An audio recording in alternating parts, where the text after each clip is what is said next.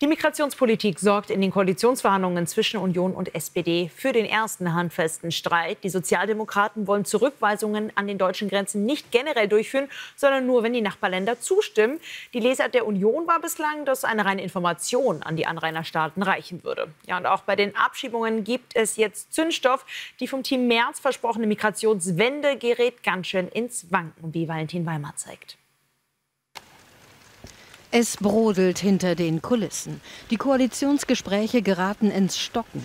Union und SPD streiten. Streiten um die Migration.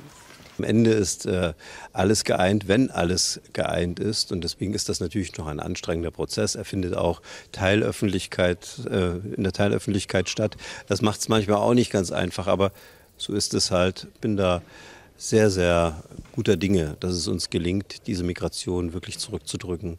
500.000 Menschen in den vergangenen 2 Jahren. Es ist vollkommen klar, dass die Menschen das in Deutschland nicht mehr mitmachen. Und das hat auch die SPD verstanden. Konkret streiten die bald Koalitionäre um diesen Satz aus dem Sondierungspapier. Wir werden in Abstimmung mit unseren europäischen Nachbarn Zurückweisungen an den gemeinsamen Grenzen auch bei Asylgesuchen vornehmen. Für die Union bedeutet das, Deutschland wird in jedem Fall zurückweisen, dieses aber mit den Partnern besprechen. Die SPD versteht unter diesem Satz, Deutschland wird nur zurückweisen, wenn die Partner einverstanden sind. Hinter der Interpretation dieses einen Satzes steht die Frage, ob Deutschland nach 10 Jahren eine echte Migrationswende macht oder eben nicht. Es würde mich nicht wundern, wenn auch wegen des Migrationsstreites die Koalition nicht zustande käme. Die CDU hat der Bevölkerung einen Stopp der ungeregelten, unkontrollierten Migration versprochen. Genau das aber, das Recht eines jeden Menschen in Deutschland eine Zuflucht zu suchen, gehört zu den Kernüberzeugungen der SPD. Die Polizei wünscht sich eine striktere Migrationspolitik. Ich habe Friedrich Merz heute Morgen noch einen Brief geschrieben und ihn eindringlich davor gewarnt, weitere Zugeständnisse an die SPD zu machen. Das geht so nicht. Sonst kriegen wir einen Zustand, dass der Regierungschef zwar gewechselt ist und jetzt von der CDU kommt, aber Rot-Grün weiter regiert. Das sehen wir ja in Berlin. Wozu das führt, das brauchen wir nicht in Deutschland. Die Bild berichtet aus CDU-Kreisen, dass Friedrich Merz seinen Parteifreunden vor den anstehenden Verhandlungen Mut zuspricht. Man wolle jetzt seine eigenen Positionen durchsetzen. Der Ton in den Koalitionsverhandlungen wird rauer. Und darüber schreibt Anna Schneider auch in ihrem Newsletter. Wir wollen da mal ein bisschen genauer drauf schauen. Irgendwann musste es Streit geben. Ich glaube, das wusste jeder. Das ist jetzt das Thema Asyl und Migration. Ist überrascht dich das?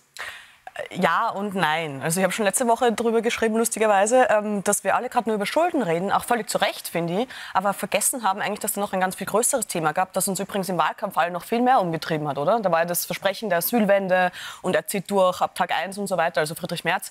War ein großes Ding. Und Überraschung, jetzt ist es soweit und sie diskutieren das. Und genau diese Knackpunkte, die wir auch gerade gehört haben, oder? Die SPD will keine Zurückweisung an der Grenze.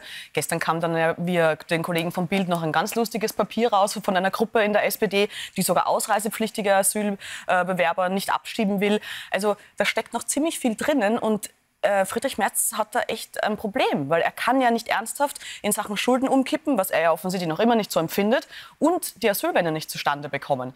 Aber die SPD täte wahrscheinlich auch eher gut daran, beziehungsweise Lars Klingbeil, seine Truppen dahinter sich zu scharen, weil es ist ja schon so, dass die SPD 16,4% bei dieser Wahl geholt hat und auch bei SPD-Wählern war Asyl und Migration ganz oben auf der Liste. Also ist ja nicht so, dass es ein Spleen der CDU wäre. Trotzdem für Lars Klingbeil, den neuen starken Mann sozusagen der SPD, läuft es bisher super. Extrem schlechtes Ergebnis. Und trotzdem bekommt man alles, was man will. Manchmal weiß man gar nicht, wer von den beiden jetzt am Ende Kanzler werden soll. Kann Klingbeil das so aufrechthalten oder ist das jetzt gerade Glück einfach? Ja, wirklich, wie du sagst, es ist ja faszinierend, oder? Wie gesagt, die SPD hat eben 16,4%. Und dann sagte Lars Klingbeil nach der Wahl, es braucht jetzt eine personelle Erneuerung, meinte er aber offensichtlich nicht sich selbst, weil jetzt ist er nicht nur SPD-Chef, sondern auch Fraktionschef und bald wahrscheinlich auch Vizekanzler, wenn es irgendwie gut ausgeht. Und man hat ja auch schon im Wahlkampf so gesehen, wir erinnern uns so dunkel an diese ganz schlimme Anfrage der Unionsfraktion, was NGOs angeht, also die Finanzierung dieser NGOs, wo dann Lars Klingbeil meinte, das ist ein Foulspiel und dann hat man sich irgendwie so geeinigt. Und seitdem ist es ein bisschen ruhig in Unionskreisen. weisen, was diese Anfrage angeht. Also Lars Klingbeil, der hat wirklich einen absoluten Zug zur Macht und der zieht durch. Jetzt ist es natürlich kein Unbekannter, aber vielleicht muss man trotzdem noch mal genauer drauf schauen, wer Lars Klingbeil ist. In der SPD gab es wie die meisten Parteien immer zwei Flügel. Also für was steht er jetzt?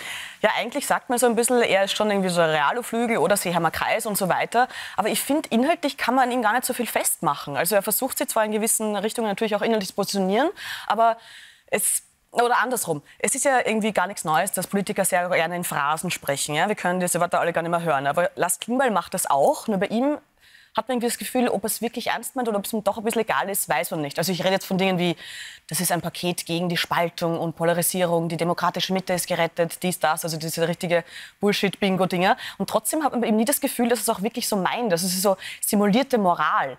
Das plus, er ist auch ziemlich ruchlos offenbar. Die Union erinnert sich sicher am letzten Wahlkampf, als er gegen damals noch Armin Laschet ziemlich hart geballert hat, also auch ziemlich hart unterwegs.